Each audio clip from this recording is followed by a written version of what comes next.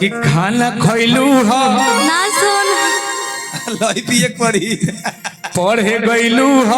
ना सुन ये हंसत है तो बुझाता कि माइक काट ली भैया तक कच तक काट दी जाता सही कि दिल बस में ही बाना खाली पलटीले पाना अरे कि तू ही आवेलो नजर हर पेज में। फिर हमार लाइन रही शिल्पी राजी गोल बनी कि दिल बस में ही बाना खाली पलटीले पाना तू ही आवेलो नजर हर पेज में।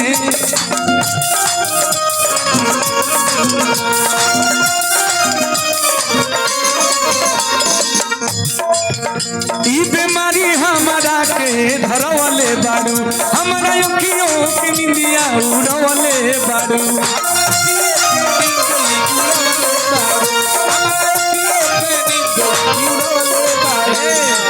एकदम सही बात बा कि ना बटले कि दिल बस में ही बाना खाली पलटीले पाना तू ही आवेलू नजर हर पेज में रोजाना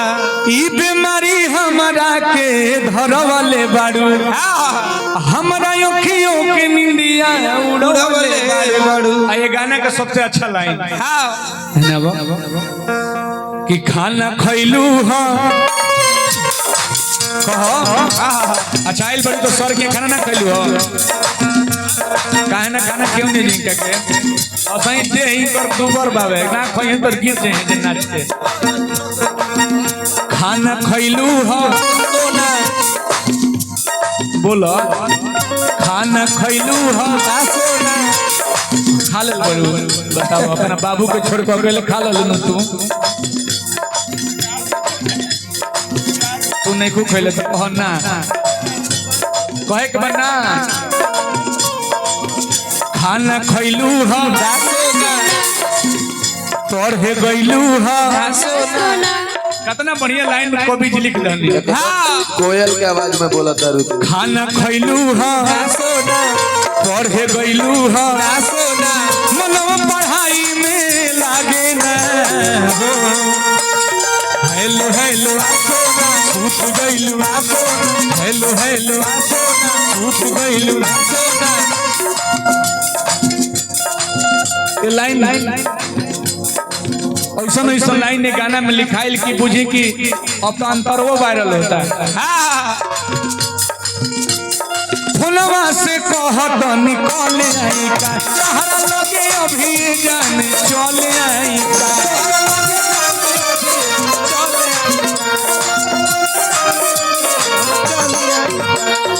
लड़के तक सुनो फुलवा से कहत निकल आई का सहारा लगे अभी जान चल आई का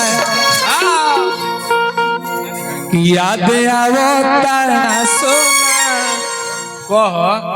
लजा तारू देख अबे अबे जाइए तब बताइए देख तर बाबू ना कहां से ले बड़े हां तो देख लिया है ना हो कहे के बाकी ना सुना कह ना धइले रही ना सुना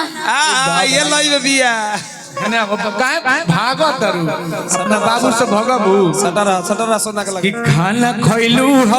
ना सुन लई पिए पड़ी पढ़े गइलू ह ना सुन ये हंसत है तो बुझाता कि माइक काट ली भैया तक कच तक काट दी जाता सही कि याद आवता सोना बस के बोलो तनी इनका के कह जे के जैसे जो हन तो एगो चंपरास आ हॉर्लिक्स से ठीक करो 1 लीटर दूध पियो जाके गरम पानी से गलाला करो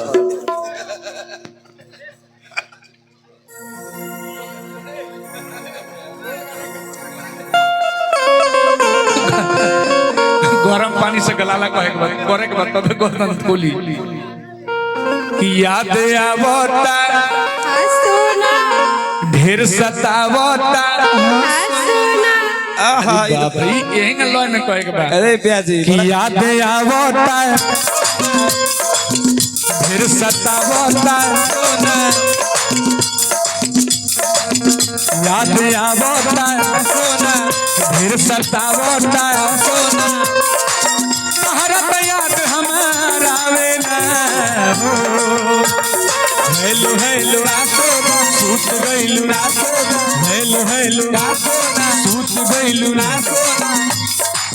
तहरा तो याद हमारा आवेला हेलो हेलो सोना सूत गइलू ना सोना। नहीं भैया होली वो यही आइल बा होली रिलीज हो गइल बा ओटीटी पा गइल बा। हाँ हेलो हेलो का सोना होली खेलबू ना सोना कहते कि होली ना खेलेबो हेलो हेलो का सोना होली खेलबू ना सोना हर की डर पिचकारी से लागेला पिचकारी से डर लगेला आई उडेराई पिचकारिया क्या गालिए सही पिचकारी नहीं जानती हो। अच्छा हाँ कहती हम ना डरानी पिचकारी से चन चन बोलत रह चन टाइट बोलो टाइट। हेलो हेलो का सोना होली खेलबू ना सोना हर की डर पिचकारी से लागेला चलिए वो सब ई गाना के जरूर सुनब